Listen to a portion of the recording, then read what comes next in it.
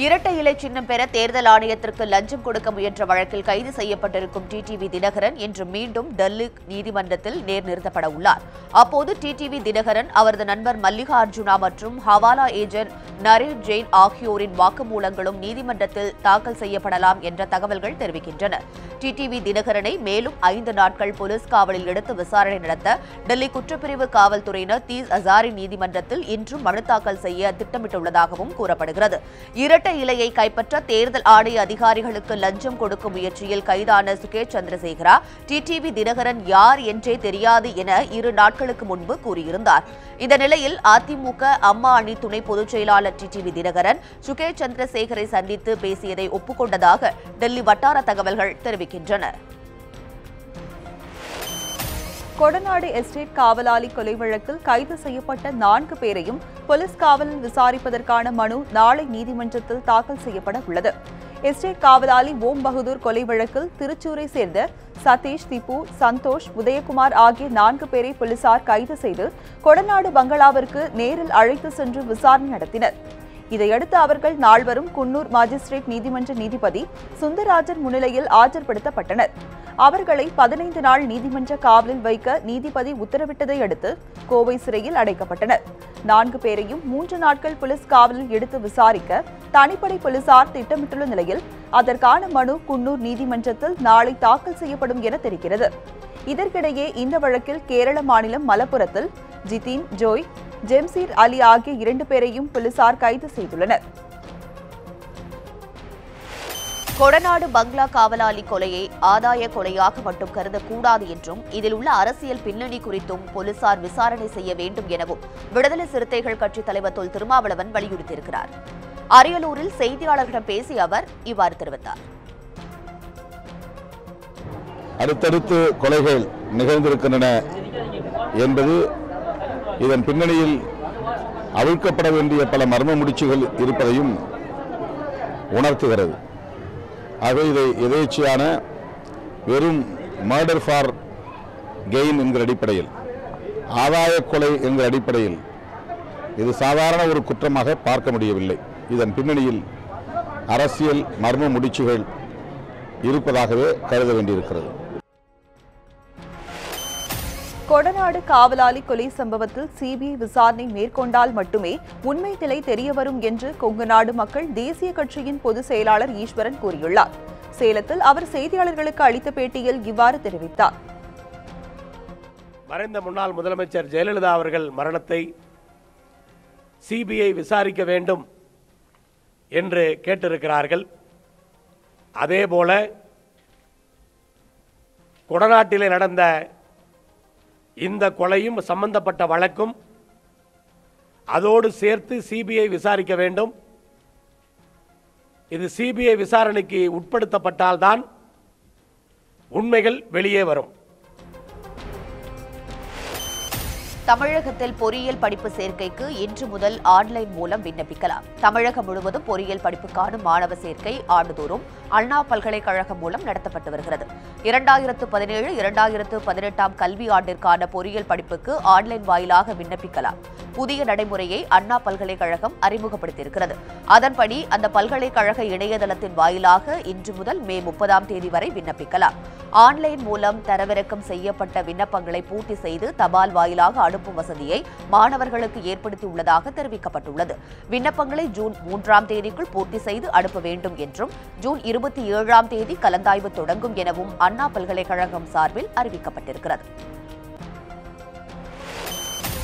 Petrol விலை லிட்டருக்கு 1 பைசாவும், diesel விலை லிட்டருக்கு 44 காசுகளும் உயர்த்தி எண்ணெய் நிறுவனங்கள் அறிவித்துள்ளன. சர்வதேச சந்தையில் நிலவும் கச்சா எண்ணெய் விலையின் மாற்றத்தை பொறுத்து மாதந்தோறும் 15 நாட்களுக்கு ஒருமுறை பெட்ரோல், டீசல் விலையை எண்ணெய் நிறுவனங்கள் மாற்றி அறிவித்து வருகின்றன. இதன்படி பெட்ரோல் விலை லிட்டருக்கு 1 பைசாவும், டீசல் விலை லிட்டருக்கு 44 பைசாவும் உயர்த்தி அறிவிக்கப்பட்டுள்ளது. இந்த விலை உயர்வு நள்ளிரவு முதல் நடைமுறைக்கு வந்தது. பெட்ரோல் டீசல் தினசரி விலை நிர்ணய முறை புதுச்சேரியில் இன்று முதல் நடைமுறைக்கு வந்தது. சர்வதேச கச்சா எரிபொருள் சந்தை விலைக்கு ஏற்ப நாள்தோறும் பெட்ரோல் டீசல் விலை நிர்ணயம் செய்யும் முறை சோதனை அடிப்படையில் புதுச்சேரி உள்பட 5 நகரங்களில் இன்று முதல் அறிமுகம் செய்யப்படும் என்று மத்திய பெட்ரோலியத்துறை அமைச்சகம் அறிவித்தது. அதன்படி புதுச்சேரியில் நாள்தோறும் பெட்ரோல் டீசல் விலை நள்ளிரவு 12 மணிக்கு மாறும். அன்றைய விலையை பெட்ரோலிய நிறுவனங்கள் நாள்தோறும் புதிதாக அறிவிக்கும். அதன்படி ஹிந்துஸ்தான் பெட்ரோலியம் கார்ப்பரேஷன் நிறுவன பங்குகளில் பெட்ரோல் விலை 1 லிட்டர் 66 ரூபாய் 5 காசுகள் எனவும் டீசல் விற்பனை விலை 58 ரூபாய் 70 காசுகள் எனவும் அறிவிக்கப்பட்டிருக்கிறது. ரியல் எஸ்டேட் ஒழுங்குமுறை மற்றும் வளர்ச்சி சட்டம் இன்று முதல் அமலுக்கு வருகிறது. வீடு மற்றும் மனை வாங்குவோரின் நலன்களை பாதுகாக்கவும் கட்டுமான நிறுவனங்களில் செயல்பாடுகளை ஒழுங்குபடுத்தவும் மத்திய அரசு இந்த சட்டத்தை கொண்டு வந்திருக்கிறது. எனினும் இந்தியாவில் 13 மாநிலங்கள் மற்றும் யூனியன் பிரதேசங்களில் மட்டுமே இந்த புதிய சட்டம் தொடர்பான அறிவிக்கைகள் வெளியிடப்பட்டுள்ளன. டெல்லி, குஜராத், உத்தரப்பிரதேசம், ஒடிசா, ஆந்திரா, மகாராஷ்டிரா, மத்திய பிரதேசம், பீகார், அந்தமான், நிக்கோபார், சண்டிகர், தாத்ரா மற்றும் ஹவேலி, டாமன் மற்றும் டையூ, லட்சத்தீவு ஆகிய பகுதிகளில் மட்டுமே முதற்கட்டமாக ரியல் எஸ்டேட் ஒழுங்குமுறை சட்டம் அமலுக்கு வருகிறது. பிற மாநிலங்களிலும் யூனியன் பிரதேசங்களிலும் ரியல் எஸ்டேட் துறையில் சொந்த சட்ட விதிகளை ஏற்படுத்தலாம் என்றும் கருதப்படுகிறது. அதிமுகவின் இரு அணிகளை இணைப்பது தொடர்பான பேச்சுவார்த்தைக்கு சிலர் முட்டுக்கட்டை போடுவதாக தமிழக முதல்வர் எடப்பாடி பழனிசாமி குற்றம் சாட்டியுள்ளார். சேலத்தில் மாநகர அதிமுக வளர்ச்சி பணி குறித்த ஆலோசனை கூட்டம் நடைபெற்றது. இதில் கலந்து கொண்டு பேசிய தமிழக முதல்வர் எடப்பாடி பழனிசாமி, தமிழகத்தில் தற்போது நடைபெற்று வரும் ஆட்சியை சந்தர்ப்பவாதிகள் சிலர் முடக்க முயற்சிப்பதாக குற்றம் சாட்டினார். 90% தலைமை நிர்வாகிகள் தங்கள் அணியில் இருப்பதாக தெரிவித்த பழனிசாமி, பிரிந்து சென்றவர்கள் இணையாவிட்டாலும் பரவாயில்லை என்று கூறினார். அதிமுகவின் இரு அணிகளும் இணையும் விவகாரத்தில் மற்றொரு அணியினர் வேண்டும் என்றே முட்டுக்கட்டை போட்டு வருவதாக முதல்வர் எடப்பாடி பழனிசாமி புகார் தெரிவித்தார். முன்னதாக எடப்பாடி ஒன்றியம் செட்டிமாங்குறிச்சி, வெள்ளநாயக்கன்பாளையம், ஆவணியூர், புதூர் உள்ளிட்ட பகுதிகளுக்கு சென்று மக்களை சந்தித்த முதல்வர் குறைகளை கேட்டறிந்தார். இதுவரை 1560 கோப்புகளுக்கு கையொப்பமிட்டு ஆணை வழங்கப்பட்டிருந்தது. இப்போ ஒரு கோப்பு கூட நிலுவையில் இல்லை. ஆகவே அரசு எந்திரம் எந்த அளவுக்கு வேகமாக துரிதமாக செயல்பட்டு கொண்டிருப்பதை ஊடகம் வாயிலாக தெரிவித்துக் கொள்கின்றேன். அது திட்டமிட்டு வேண்டும் என்று சொல்லுகின்ற குற்றச்சாட்டு, அரசியல் காழ்ப்புணர்ச்சியோடு சொல்லுகின்ற குற்றச்சாட்டு எல்லளவும் எல்முனை அளவும் உண்மையல்ல. அரசாங்கத்தை பொறுத்த வரைக்கும் அனைத்து திட்டங்களும் சிறப்பாக நடைபெற்றுக் கொண்டிருக்கிறது. தமிழகத்தில் அதிமுக ஆட்சியை யாராலும் அழிக்க முடியாது என அமைச்சர் ராஜேந்திர பாலாஜி தெரிவித்திருக்கிறார். திண்டுக்கல் மாவட்ட பழனியில் 87 லட்சம் ரூபாய் மதிப்பீட்டில் நவீன குளிரூட்டப்பட்ட ஆவின் பாலகத்தை அமைச்சர் ராஜேந்திர பாலாஜி, திண்டுக்கல் ஸ்ரீனிவாசன் ஆகியோர் திறந்து வைத்தனர். பின்னர் விழாவில் பேசிய அமைச்சர் ராஜேந்திர பாலாஜி, இந்தியாவில் பால் உற்பத்தியில் தமிழகம் 2வது இடத்தில் இருப்பதாக பெருமிதம் தெரிவித்தார். தமிழகத்தில் அதிமுக ஆட்சியை யாராலும் அழிக்கவோ கெடுக்கவோ முடியாது என்றும் 4 ஆண்டுகள் முதலமைச்சர் எடப்பாடி பழனிசாமி தலைமையில் தமிழகத்தில் ஆட்சி சிறப்பாக நடைபெறும் எனவும் ராஜேந்திர பாலாஜி கூறினார். எதிரிகளை எதிர்க்கிறதா சந்தித்து பழக்கப்பட்டவர்கள், தேட்டரில் விசிலடித்து படம் பார்த்து வளர்ந்த கூட்டம் அனைத்து இந்திய அண்ணா திராவிட முன்னேற்ற கழக கூட்டம். இந்த இயக்கத்தை அழிக்கவோ இந்த ஆட்சியை கெடுக்கவோ எவன் நினைத்தாலும் அவன் இந்த இந்தியாவிலையும் தமிழகத்திலையும் வாழவும் முடியாது, ஆளவும் முடியாது. தமிழகத்தில் வீடுகள் மற்றும் விவசாயிகளுக்கு வழங்கப்பட்டு வரும் இலவச மின்சாரம் ரத்து செய்யப்பட மாட்டாது என அமைச்சர் தங்கமணி தெரிவித்துள்ளார். தமிழக மின்சாரத்துறை அமைச்சர் தங்கமணி நாமக்கல்லில் செய்தியாளர்களுக்கு பேட்டி அளித்தார். அப்போது கடந்த 26ஆம் தேதி வடசென்னை மின்பாதையில் பழுது காரணமாகவே சில இடங்களில் மின்தடை ஏற்பட்டதாக விளக்கம் அளித்தார். தமிழகத்தில் மின்தடை உள்ளதாக திமுக செயல் தலைவர் ஸ்டாலின் பேசியது அரசியல் லாபத்திற்காக பேசப்பட்டதாக தெரிவித்தார். அதிமுகவின் இரு அணிகள் இணைப்பு குறித்து தங்கள் குழுவின் தலைவரே முடிவு செய்வார் என்றும் அமைச்சர் தங்கமணி தெரிவித்தார். தமிழகத்தில் மின்வெட்டு இல்லை என்றும் இலவசமாக வழங்கப்படும் 100 யூனிட் மின்சாரம் ரத்து செய்யப்படும் என்பது முற்றிலும் தவறானது என்றும் அவர் கூறினார். அந்த 100 யூனிட் மின்சாரமாக இருந்தாலும் சரி, விவசாயத்துக்கு இலவச மின்சாரமாக இருந்தாலும் சரி, எதுவுமே நிறுத்தப்படாது. மாண்புமிகு முதல்வர் அவர்கள் அதில் தெளிவாக இருக்கின்றார்கள். அதேபோல் தமிழகத்தினுடைய மின் நிலைமையை பொறுத்தவரை ஏதோ மின்வெட்டு இருக்கிறதை போல ஒரு மாயத்தை ஏற்படுத்தி கொண்டு இருக்கின்றார்கள். நமக்கு தேவைக்கு அதிகமாகவே மின்சாரம் இருக்கின்றது. விவசாயிகள் பிரச்சினையில் திமுக இரட்டை வேடம் போடுவதாக பாட்டாளி மக்கள் கட்சி நிறுவனர் ராமதாஸ் குற்றம் சாட்டியிருக்கிறார். திருவள்ளூரில் பாட்டாளி மக்கள் கட்சி சார்பில் நடைபெற்ற பொதுக்கூட்டத்தில் அந்த கட்சியின் நிறுவனர் ராமதாஸ் கலந்து கொண்டார். கூட்டத்தில் பேசிய அவர், தமிழக அரசுதான் மதுக்கடைகளை மூட வேண்டும் என்பதில்லை என்றும், பெண்களே மதுக்கடைகளுக்கு பூட்டு போடுவார்கள் என்றும் தெரிவித்தார். நீதிமன்றத்தை அணுகி மதுக்கடைகளை மூட பாட்டாளி மக்கள் கட்சி தொடர்ந்து போராடும் என்றும் ராமதாஸ் அப்போது கூறினார். மேலும் திருவள்ளூர், காஞ்சிபுரம் ஆகிய மாவட்டங்களில் மட்டும் 11 சாராய ஆலைகள் இயங்குவதாக தெரிவித்த அவர், அதில் 7 ஆலைகள் திமுகவினருக்கு சொந்தம் எனவும் குற்றம் சாட்டினார். நெல்லை மாவட்டம் பேட்டையில் டாஸ்மாக் கடையில் 2000 ரூபாய் கள்ள நோட்டை மாற்ற முயன்றவரை போலீசார் கைது செய்தனர்.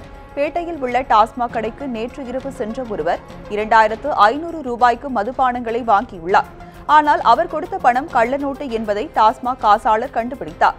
இதற்கிடையே அங்கிருந்து தப்பி செல்ல முயன்ற அந்த நபரை டாஸ்மாக் ஊழியர்கள் சுற்றி வளைத்து பிடித்து போலீசாரிடம் ஒப்படைத்தனர். விசாரணையில் அவர் சேரன் மாதேவியை சேர்ந்த காமராஜ் என்பதும், சுத்தமல்லியில் தங்கியுள்ள வடமாநிலத்தை சேர்ந்த ஒருவரிடமிருந்து கள்ள நோட்டுகளை பெற்றதும் தெரிய வந்தது. இதையடுத்து காமராஜை கைது செய்த போலீசார் அவரிடமிருந்த 60,000 ரூபாய் மதிப்புள்ள 2000 மற்றும் 500 ரூபாய் கள்ள நோட்டுகளை பறிமுதல் செய்தனர். தொடர்ந்து இச்சம்பவம் குறித்து விசாரணை நடத்தி வருகின்றனர். புதுக்கோட்டை மாவட்டம் ஆலங்குடி அருகே நடைபெற்ற ஜல்லிக்கட்டு போட்டியில் ஏராளமான காளைகள் பங்கேற்றன. முள்ளங்குறிச்சி பகுதியில் நடைபெற்ற ஜல்லிக்கட்டு போட்டியில் வாடிவாசலில் இருந்து அவிழ்த்துவிடப்பட்ட காளைகளை 110 மாடுபிடி வீரர்கள் ஆர்வத்துடன் அடக்கினர். இந்த போட்டியில் பல்வேறு மாவட்டங்களைச் சேர்ந்த 455 காளைகள் பங்கேற்றன.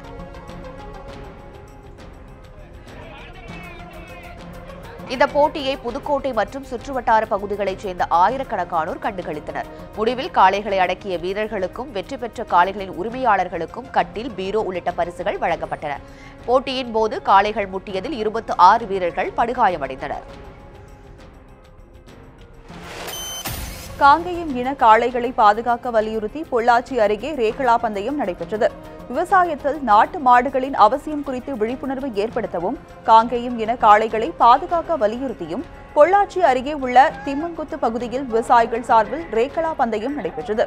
இதில் கோவை, திருப்பூர், ஈரோடு உட்பட பல்வேறு மாவட்டங்களிலிருந்தும் கேரள மாநிலத்திலிருந்தும் சுமார் 300க்கும் மேற்பட்ட காளைகள் பங்கேற்றன. நிர்ணயிக்கப்பட்ட தூரத்தை கடக்க காளைகள் சீறி பாய்ந்ததை ஆயிரக்கணக்கான பொதுமக்கள் கண்டு ரசித்தனர். இறுதியாக வெற்றி பெற்ற காளைகளின் உரிமையாளர்களுக்கு தங்க நாணயங்களும் கோப்பைகளும் வழங்கப்பட்டன. மதுரை மாவட்டம் உசிலம்பட்டி அருகே கடந்த 10 ஆண்டுகளாக சீரமைக்கப்படாத சாலையினால் வாகன ஓட்டிகள் கடும் சிரமமடைந்து வருகின்றனர். மதுரை தேனி நெடுஞ்சாலைக்கு அருகே உள்ள முண்டுவேலம்பட்டி கிராமத்துக்கு செல்லும் சாலை போதிய பராமரிப்பு இன்றி குண்டும் குழியுமாக காட்சியளிக்கிறது. இதனால் இந்த வழியாக செல்லும் பாதசாரிகளும் பொதுமக்களும் கடும் சிரமமடைந்து வருகின்றனர். கிராம மக்களுக்கு உடல்நலக் குறைவு ஏற்பட்டால் மருத்துவமனைக்கு 5 கிலோமீட்டர் சுற்றி செல்ல வேண்டிய நிலை இருப்பதாக பொதுமக்கள் வேதனை தெரிவிக்கின்றனர். எனவே பழுதடைந்த சாலையை உடனடியாக சீரமைக்க வேண்டும் என முண்டுவேலம்பட்டி கிராம மக்கள் கோரிக்கை வைத்துள்ளனர். பருவமழை பொய்த்ததால் நெல்லை மாவட்டத்தில் கேந்திப்பூக்கள் விளைச்சல் பாதிக்கப்பட்டுள்ளதாக விவசாயிகள் வேதனை தெரிவித்துள்ளனர். பாவூர் சத்திரம் அருகே உள்ள சிவகாமிபுரம், அருணாப்பேரி, வடக்கு சிவகாமிபுரம், ஆண்டிப்பட்டி, கரும்பனூர் உள்ளிட்ட பகுதிகளில் கேந்திப்பூக்களை விவசாயிகள் பயிரிட்டுள்ளனர். ஆனால் கீழப்பாவூர் வட்டாரத்தில் போதிய அளவு மழை இல்லாததால் கேந்திப்பூக்கள் விளைச்சல் பாதிக்கப்பட்டுள்ளதாக கூறப்படுகிறது. மேலும் பலவித நோய் தாக்குதலால் கேந்திப்பூ விளைச்சலில் பாதிப்பு ஏற்பட்டுள்ளதாக விவசாயிகள் கவலை தெரிவிக்கின்றனர். கடந்த சில நாட்களுக்கு முன் 1 கிலோ கேந்திப்பூ 30 ரூபாய்க்கு விற்பனை செய்யப்பட்டது. தற்போது வரத்து குறைந்துள்ளதால் விலை உயர்ந்து 1 கிலோ கேந்திப்பூ 40 ரூபாய் முதல் 50 ரூபாய் வரை விற்பனை செய்யப்படுகிறது. புதுக்கோட்டை அருகே இருசக்கர வாகனம் மீது அரசு பேருந்து மோதிய விபத்தில் 3 பேர் உயிரிழந்தனர். கந்தர்வக்கோட்டையைச் சேர்ந்த வீரமணி, சிவா, வெங்கடேஷ் ஆகிய 3 பேரும் கீரனூரிலிருந்து புதுக்கோட்டை நோக்கி இருசக்கர வாகனத்தில் சென்று கொண்டிருந்தனர். இளையவா வயல் அருகே சென்றபோது புதுக்கோட்டையிலிருந்து திருச்சி நோக்கி சென்ற அரசு பேருந்து ஒன்று இருசக்கர வாகனம் மீது எதிர்பாராத விதமாக மோதியது. இதில் இருசக்கர வாகனத்தில் வந்த 3 பேரும் தூக்கி வீசப்பட்டு நிகழ்விடத்திலேயே உயிரிழந்தனர். இந்த சம்பவம் குறித்து கீரனூர் காவல்துறையினர் வழக்கு பதிந்து விசாரித்து வருகின்றனர். திருத்துறைப்பூண்டி அருகே லாரி ஓட்டுநர் மரத்தில் தூக்கில் தொங்கிய நிலையில் இறந்து கிடந்தது தொடர்பாக போலீசார் விசாரணை நடத்தி வருகின்றனர். திருவாரூர் மாவட்டம் கடியாச்சேரியை சேர்ந்த சிவராமன் என்பவரது தோட்டத்தில் வேலை செய்வதற்காக விவசாயி தமிழரசன் சென்றுள்ளார். அப்போது அங்குள்ள மரத்தில் இளைஞர் ஒருவர் தூக்கில் பிணமாக தொங்கியதைக் கண்டு அதிர்ச்சி அடைந்தார். இதுகுறித்து தகவல் அறிந்து வந்த போலீசார் சடலத்தை மீட்டு பிரேத பரிசோதனைக்காக அரசு மருத்துவமனைக்கு அனுப்பி வைத்தனர். விசாரணையில் உயிரிழந்தவர் கொத்தமங்கலத்தை சேர்ந்த லாரி ஓட்டுநர் முத்துக்குமார் என்பது தெரிய வந்தது. இச்சம்பவம் குறித்து வழக்கு பதிவு செய்த போலீசார் முத்துக்குமார் தற்கொலை செய்து கொண்டாரா இல்லை யாராவது கொலை செய்தனரா என கோணங்களில் விசாரணை நடத்தி வருகின்றனர். தூத்துக்குடி மாவட்டம் கோவில்பட்டியில் ஸ்ரீ ராமானுஜரின் 1000வது ஆண்டு ஜெயந்தி விழாவை ஒட்டி நடைபெற்ற ரத யாத்திரையில் பெண்கள் கோலாட்டமாடி வழிபாடு நடத்தினர். ராமானுஜரின் 1000வது ஆண்டு ஜெயந்தி விழாவை முன்னிட்டு கோவில்பட்டியில் நடைபெற்ற ரத யாத்திரையை தமிழக செய்தி மற்றும் விளம்பரத்துறை அமைச்சர் கடம்பூர் ராஜு தொடங்கி வைத்தார். கிருஷ்ணன் கோவில் முன்பு தொடங்கிய ரத யாத்திரை பல்வேறு முக்கிய வீதிகளின் வழியாக வந்து அத்தைக்கொண்டார் பகுதியில் நிறைவுற்றது. இந்த யாத்திரையில் பங்கேற்ற பக்தர்கள் கோலாட்டமாடியும் கும்மி அடித்தும் ராமானுஜரை வழிபட்டனர். நெல்லை மாவட்டம் கடையம் பகுதியில் வீசிய சூறை காற்றால் ஏராளமான வாழைகள் சேதமடைந்தன.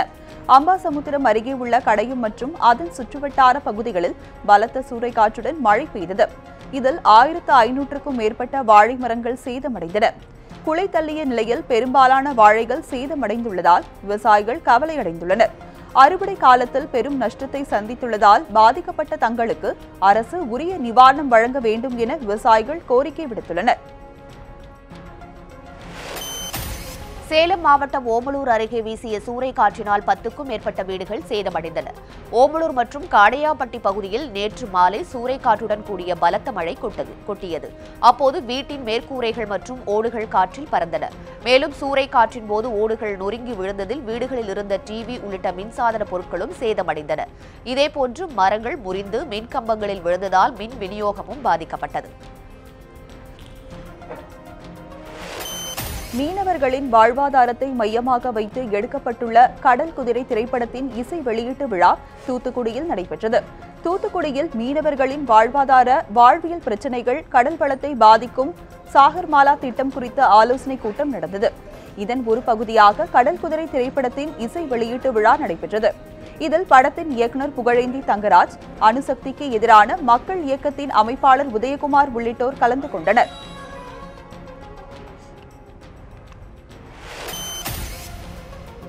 தமிழக முன்னாள் தலைமைச் செயலாளர் ராமமோகன் ராவுக்கு கார் ஓட்டுநராக இருந்த ரவிச்சந்திரன் வாகன விபத்தில் உயிரிழந்தார். தாம்பரம் அடுத்த படப்பை பகுதியைச் சேர்ந்த ரவிச்சந்திரன் தமிழக மாசு கட்டுப்பாட்டு துறை IAS அதிகாரி ஜெயாவின் கார் ஓட்டுநராக பணியாற்றி வந்தார். இவருக்கு விமலா என்ற மனைவியும் கீர்த்தனா என்ற மகளும் உள்ளனர். இவர் பணி முடிந்து இருசக்கர வாகனத்தில் வீடு திரும்பிக் கொண்டிருந்த போது முடிச்சூர் அருகே பின்னால் வந்த தனியார் பேருந்து மோதியதில் நிகழ்விடத்திலேயே அவர் உயிரிழந்தார். இது தொடர்பாக குரோம்பேட்டை போக்குவரத்து காவல்துறையினர் வழக்கு பதிந்து விசாரித்து வருகின்றனர். விபத்தில் உயிரிழந்த ரவிச்சந்திரன் முன்னாள் தலைமைச் செயலாளர் ராமமோகன ராவ் உட்பட பல IAS அதிகாரிகளுக்கு ஓட்டுநராக இருந்திருக்கிறார்.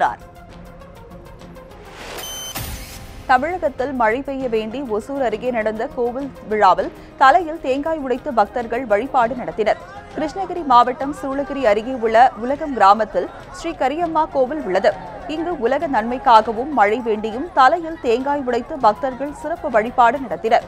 இவ்விழாவில் ஏராளமான பக்தர்கள் கலந்து கொண்டனர். இதேபோல் மழை பெய்ய வேண்டி சென்னை அம்பத்தூரை அடுத்து ஐயப்பாக்கத்தில் பெண்கள் கும்மி அடித்து வழிபாடு செய்தனர்.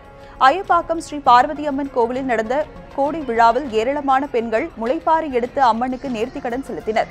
பின்னர் மழை பெய்ய வேண்டி முளைப்பாறைகளை சுற்றி கும்மி அடித்து வழிபட்டனர். களக்காடு அருகே பொதுமக்களை அச்சுறுத்தி வரும் சிறுத்தையை கூண்டு வைத்து பிடிக்க வேண்டும் என்று பொதுமக்கள் வலியுறுத்தியுள்ளனர். நெல்லை மாவட்டம் களக்காடு மேற்கு தொடர்ச்சி மலையில் புலிகள் காப்பகம் அருகே உள்ள மூங்கிலடி கிராமத்தில் கடந்த 13ஆம் தேதி முதல் சிறுத்தை நடமாட்டம் காணப்படுகிறது. இரவு நேரங்களில் ஊருக்குள் புகும் சிறுத்தை ஆடுகளை அடித்துக் கொள்வதாக கூறப்படுகிறது. இதனிடையே நாங்குநேரி தொகுதி MLAவும் தமிழக காங்கிரஸ் துணைத் தலைவருமான H. வசந்தகுமார் மூங்கிலடிக்கு சென்று பாதிக்கப்பட்ட கிராம மக்களை சந்தித்து விவரங்களை கேட்டறிந்தார். பின்னர் செய்தியாளர்களிடம் பேசிய அவர் அச்சுறுத்தி வரும் சிறுத்தையை உடனடியாக கூண்டு வைத்து பிடிக்க வனத்துறையினர் நடவடிக்கை எடுக்க வேண்டும் என்று வலியுறுத்தினார். புதுச்சேரியில் நடைபெற்ற தென்னிந்திய சீனியர் கைப்பந்து போட்டியில் ஆண்கள் பிரிவில் தமிழக அணியும் பெண்கள் பிரிவில் கர்நாடக அணியும் முதலிடத்தை பிடித்து சாம்பியன் பட்டத்தை தட்டி சென்றது. புதுச்சேரி இந்திரா காந்தி விளையாட்டு மைதானத்தில் கடந்த 5 நாட்களாக தென்னிந்திய சீனியர் கைப்பந்து போட்டிகள் நடைபெற்றன. இதில் புதுச்சேரி, தமிழ்நாடு, ஆந்திரா, கர்நாடகா, கேரளா மற்றும் தெலுங்கானா உள்ளிட்ட 6 மாநிலங்களைச் சேர்ந்த 12 அணிகள் விளையாடின.